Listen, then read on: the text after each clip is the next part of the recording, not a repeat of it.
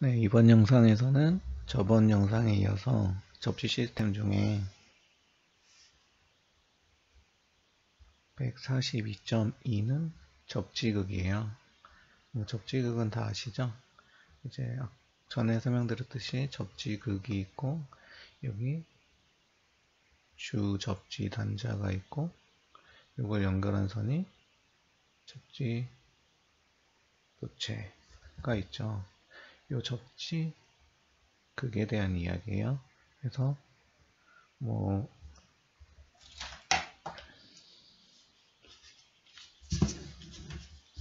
첫 번째는 이 내용은 그냥 이런 접지극 재료 및 굵기에 대해서 IEC에 보면은 재질, 모양, 지름, 단면적 쭉쭉쭉 있어가지고 이게 일반 강철인지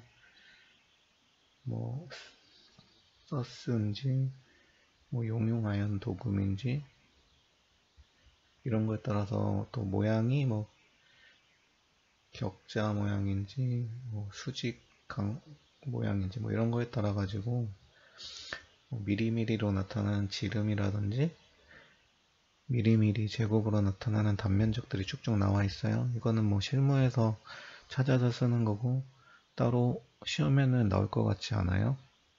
네, 그리고 요 2번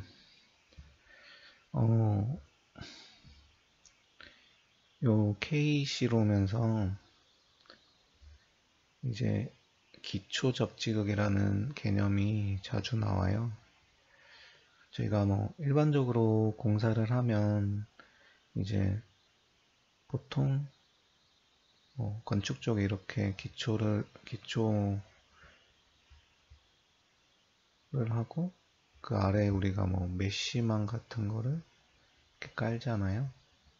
이렇게 따로 접지극을 위한 보통 대규모 같은 경우에 메쉬 접지극을 설치하고 이렇게 이제 접지 단자로 이렇게 빼는 거죠. 근데 잠시만 지울게요.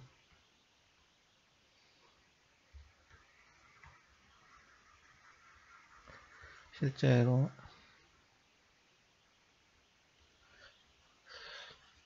KC로 오면서는 일반 우리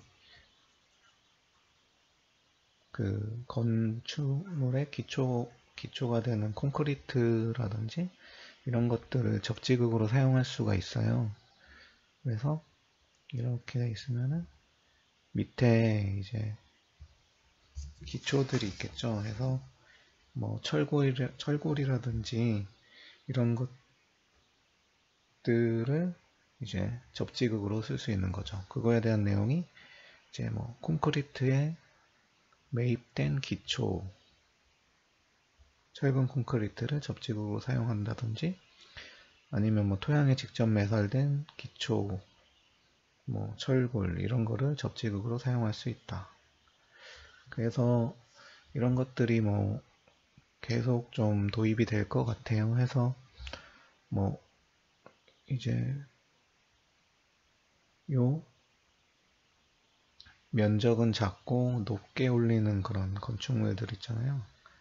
이런 것들의 어떤 원하는 접지 저항을 얻으면서 접지 시스템을 시설하기 위해서 메쉬망이 클수록 좋은데 이 메쉬망 설치에 대한 것이 좀 제한될 경우에 이렇게 기초 접지극을 이용하면 좀 해결책이 될 수 있거든요. 그래서 이런 기초 접지극에 대한 내용은 객관식으로 나올 수도 있겠죠. 해서 접지극으로 시설할 수 없는 유형은 이런 식으로. 그러면 콘크리트 기초 접지극이라든지 이런 기초 접지극은 가능하다.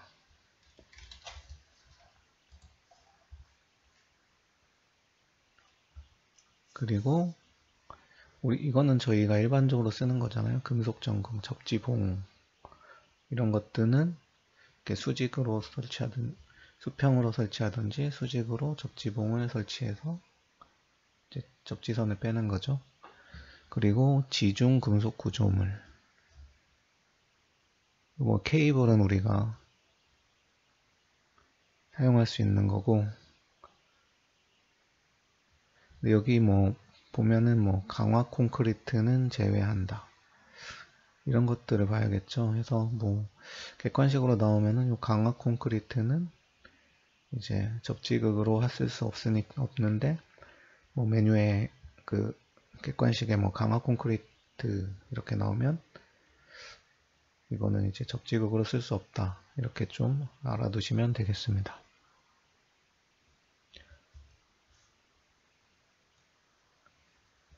네, 그리고 3번은 아마 이 내용은 저도 정확히 찾아보진 않았는데, 이거 아마 판단 기준에 있는 거 그냥 갖고 왔을 것 같아요. 해서 이제 뭐 접지극이라는 게 좀 기계적으로 보호가 돼야 되잖아요. 이렇게 지중해 설치되다 보니까. 그래서 접지극은 지하 0.75m, 그리고 어떤 금속체 근처에 설치되는 경우에는 이제 1m 정도 이격을 시켜라, 이런 것들이 있겠죠. 해서 이거는 이제 이렇게 접지가 연결되잖아요. 그러면 실제로 이쪽으로 뭐 지락 같은 게 생겨서 고장조류가 흐르면 뭐 이런 식으로 전이가 형성돼요. 이 근처에 뭐 금속체가 너무 가까이 있으면 이 금속체도 이 전이 상승이 일어날 수 있겠죠. 그런 거 영향을 줄이기 위해서 어느 정도 이격을 시키라는 말이에요. 금속체 같은 거 근처에 있으면 그게 한 1m 정도. 그래서 이 내용은 나올 수 있죠. 그래서 요 0.75m 그리고 요 이격 1m는 기억하시는 게 좋겠습니다.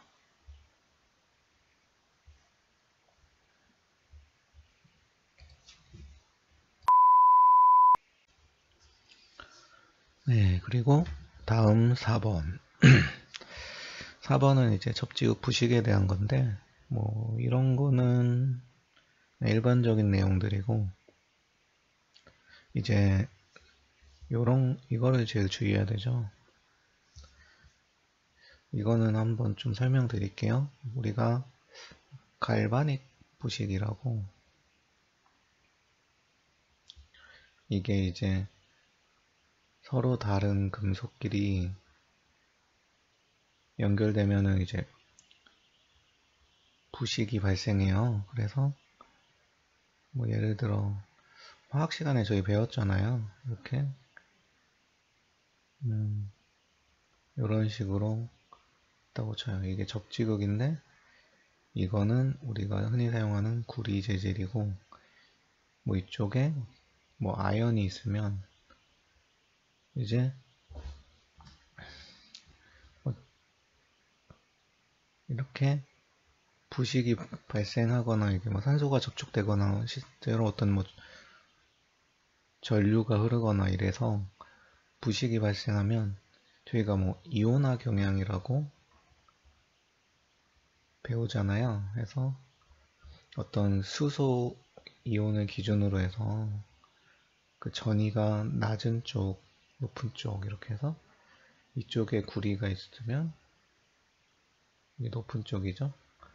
이쪽에 아연, 징크가 있어요. 해서 요 낮은 애들이 요 높은 애들보다 부식이 더 잘 돼요. 그래서 이제 이렇게 연결되면은 구리 대신에 징크가 이제 먼저 부식이 되는 거죠. 그래서 저희가 일반적으로 구리의 부식을 막기 위해서 뭐 아연 도금을 하잖아요. 그 이유가 구리 대신에 요 아연을 먼저 부식시키면서 구리가 부식되는 걸 막는 거예요. 그래서 여기 나오는 내용 중에 이런 내용이 있어요. 그래서 서로 다른 재질의 접촉 연결 시에 이런 전식, 부식을 고려해야 된다라는 내용이고요. 그리고 이 내용은 뭐 어려워 보이는데, 이거는 우리가 어떤 뭐 철골 구조물을 이제 기초 접지극으로 쓴다고 쳐요.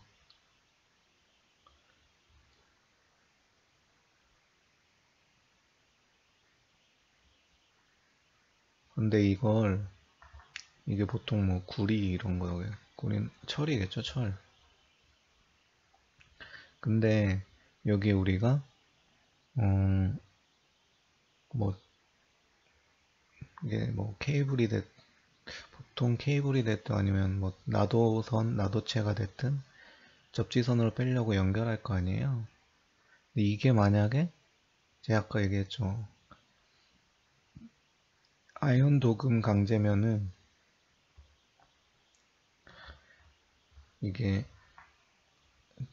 징크처럼 하면 이쪽이 이온화 경향이 훨씬 커요. 그래서 이 둘 사이에 이 징크 쪽에서 이제 부식이 일어나겠죠.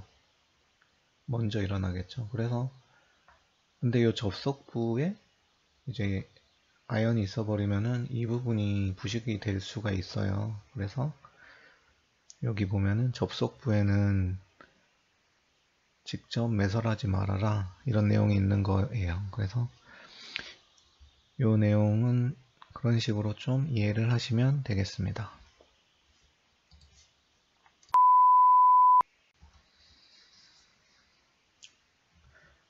네, 다음 또 볼까요? 여기 뭐 5번은 이제 뭐 일반적인 내용이고 한번 읽어보세요. 해서 넘어가시고요. 6번이 이제 나올 수가 있죠. 이게 저희가 아까 봤듯이 이제 KC에서는 접지극으로 이제 금속재 배관도 사용할 수가 있거든요.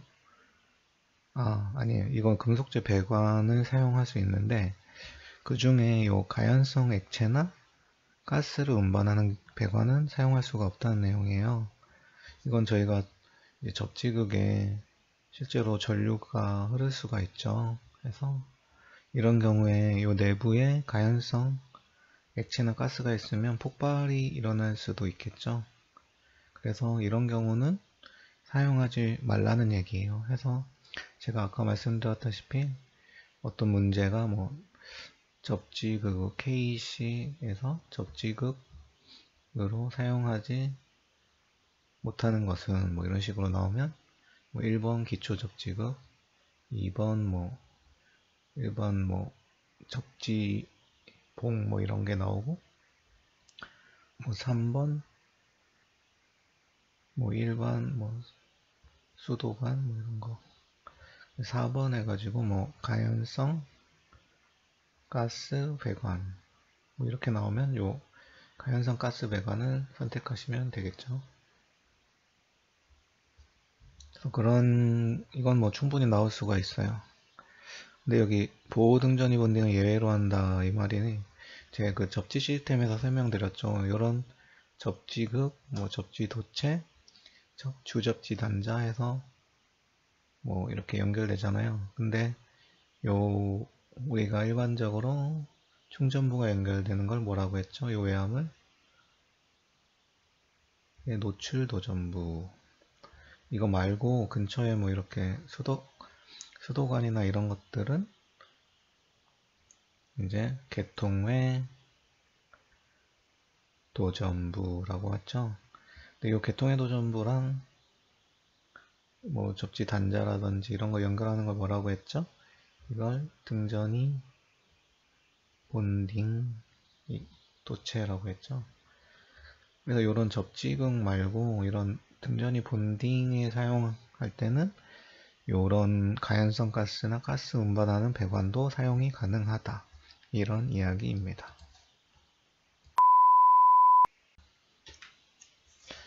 네, 그리고 요 7번을 볼까요? 요 7번은 우리 기존의 판단 기준의 21쪽에 있는 내용이에요. 그래서 뭐 간단히 설명드리면 이제 외국 같은 경우에는 요 수도관 있죠. 이거를 접지극으로 많이 사용한다고 해요. 왜냐면은 요 안에 뭐가 있나요? 물 있죠, 물. 그래서 이게 저희가 이제 그 땅에 이제 비전 그러니까 접지 저항이 좋게 나오려면 어떤 땅이 좋냐면 뭐 자갈이나 건조한 것보다는 이렇게 해안가나 그런 쪽이 접지 저항이 훨씬 낮게 나와요. 왜냐면 요 물이 많기 때문에 이게 전기가 흘렀을 때 이온 전도라고 하는데 이게 일어나기가 쉬워서 그만큼 저항이 낮아요. 그래서 수도관 같은 경우에 다른 금속관에 비해서 이런 접지 저항이 낮게 나와요. 그래서 외국에서 많이 쓰는데 실제로 우리나라에서는 거의 사용 안 하죠. 이게 왜냐면은 반대로 이 안에 물이 많기 때문에 어떤 정기적으로 부식이 일어나기가 쉬워요. 그래서 사용은 안 하는데 일단은 수도관에 대해서 이런 규정이 나와 있어요. 그래서 뭐 간단히 한번 보시죠. 해서 일반적으로 이제 이런 수도관은 3옴 이하의 값이 나온다고 해요. 그래서 3옴 이하의 값으로 유지된다고 보고 여기 설명을 하고 있죠. 그래서 이게 수도관 중에 이제 메인 배관이 있잖아요. 이쪽이 제일 접지 저항이 낮고 이쪽에 이제 우리가 접지극을 사용한다면 여기서 접지선을 빼는 게 제일 좋겠죠. 그래서 이 내용이에요. 그래서 이제 여기 보면은 내경이 75mm 이상인 부분 이런 데에서 이제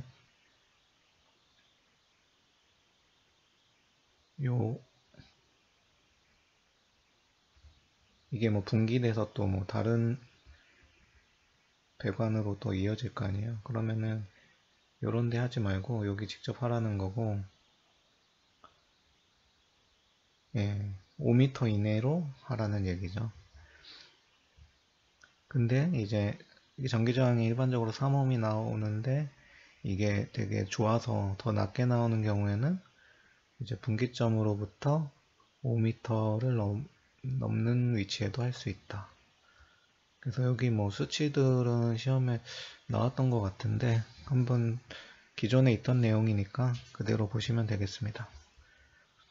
그리고 이제 여기 보면 뭐 수도 계량기 내용은 뭐 그냥 간단히 배관이 있고 여기 뭐 계량기가 있을 거 아니에요.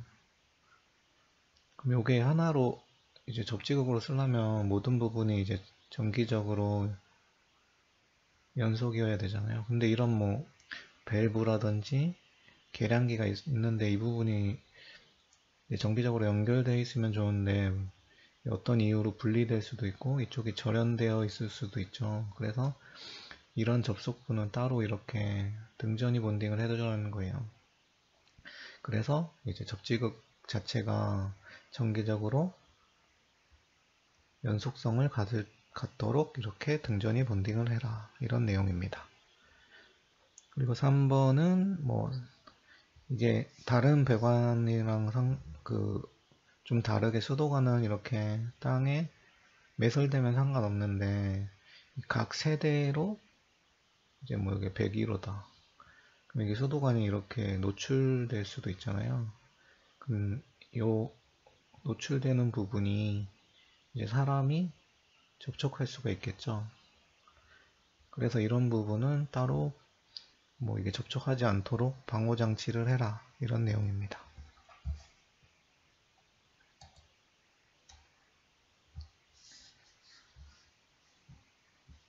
그리고 이제 뭐 이건 아까 말씀드렸다시피 접속부. 아무튼 접속부는 조심해야 돼. 이쪽은 어떤 재질이 다른 금속이 있고 그게 이제 이온화 경향이 차이가 커버리면 이 부분에서 부식이 크게 일어나서 문제가 될 수 있어요. 그래서 이렇게 하지 말라 이런 내용입니다. 이 내용도 아까 뭐 21조에 나오는 내용인데 우리가 일반적으로 뭐 3.3kV나 6.6kV 이런 우리 수용가 쪽에 보면 비접지 방식이라는 걸 많이 사용해요. 특히 플랜트 쪽에. 이게 뭐 간단히 설명드리면 고압 쪽은 델타로 되어 있어요. 그래서 이런 변압기로 써서 이쪽은 6.6, 이쪽에 뭐 380V 이렇게 사용을 한다면 이제 이런 경우에는 고압 쪽은 이렇게 접지가 따로 되어 있지 않아서 이쪽에 지락이 돼도 이렇게 통로가 형성되지 않아서 그냥 땅으로 가버려요. 그래서 이 경우에는 지락 전류가 우리가 일반적으로 저압에 사용하는 Y결선에 비해서 작거든요. 그래서 이게 작기 때문에 실제로 접지극에서 전위 상승도 낮아요.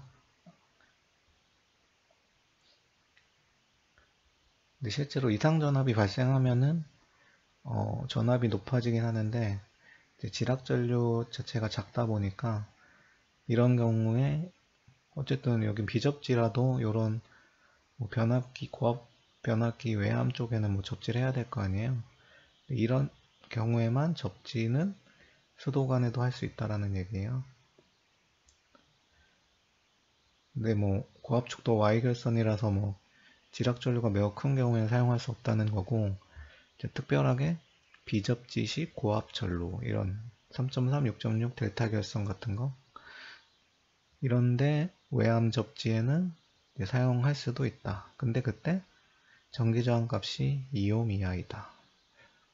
여기 뭐 수치들이 많이 나와서 문제로는 나올 수 있는데 실제 현장에서는 수도관을 접지극으로 쓰는 일은 잘 없겠죠. 저희 나라 전기 설계 자체가 좀 여유를 두고 문제가 생기지 않게 설계하는 경향이 큰데 설계자가 수도관에다 접지극을 하겠습니까? 그래서 거의 없는 경우라 보시면 되고, 그런데도 어쨌든 기존에 나왔던 내용이고 어쨌든 이제 수치들이 많이 있으니까 이렇게 좀 내용을 이해하시면서 이 수치들을 좀 암기하시면 도움이 되실 것 같습니다.